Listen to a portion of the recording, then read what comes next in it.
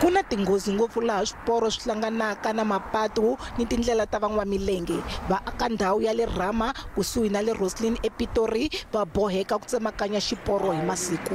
A ku na yin'wana ndlela handle ko tsemakanya xiporo lexi loko va ya exibedhlele xa George Mukhari eGarankuwa, eswikolweni ni loko va ya mavhengeleni yakulu. Vo tala va poneri a hlamile.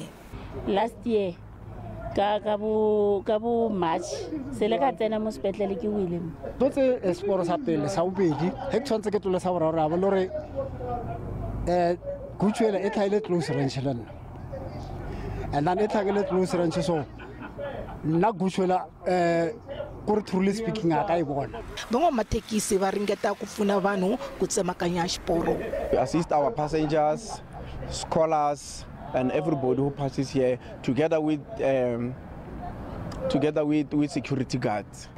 Transnet vari ku tlula madzana mune wa vanhu va lovile hi ku tlumbiwa hi switimela eka ntlhanu wa malembe lama nga hundza. Man'wana ya mafu lawa ya vanhu vo tisunga hi ku tilahlela exiporweni xitimela xi ri kuteni.